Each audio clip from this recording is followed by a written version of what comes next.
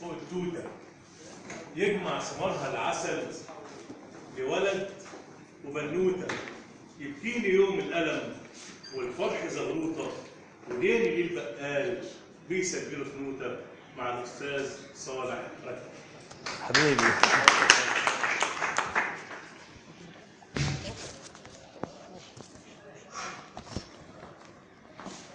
لما سألوها عني ردت وقالت ابني بكل ما فيه من أسوأ عمره ما هيفارق حضني، ومهما يعمل فيا هيفضل جوه العين، وادعى عليه بلساني واكره اللي يقول امين. كلامها زعلني وبدل القسوه في قلبي، جريت عليها وقلت لها حقك عليا يا امي.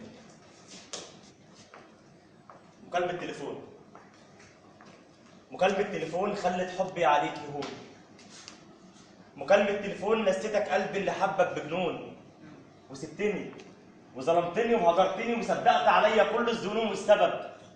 مكالمة تليفون جيت تقول لي خلاص مش عايزك، جيت تقول لي ما بقتش احبك، جيت تنهي معايا الحكايه.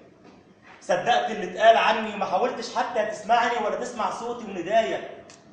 حبك ليا في لحظه اتحول والحنين بالاسود بدل، والسبب مكالمه تليفون.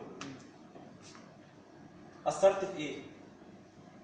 ده انا عمري كله ضيعته علشان عينيه. قصرت في ايه؟ ده انا بعت الدنيا وما فيها ورحت اشتريه.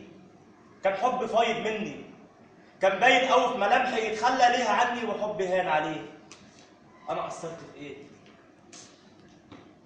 ما افتكرش يوم زعلت مني علشان يخليه يبعد ويسيبني. كنت شايلاه في عيوني ومدرياه برموشي، كان كل همي بس اني اعيش ليه.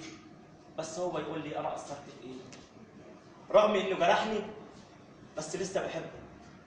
هيفضل جوه قلبي وفي عينيا صورته، لو رماني في النار لو سقاني المرار مش راح اقول له بتعمل ايه، بس هو يقول لي انا قصرت في ايه. وشكرا.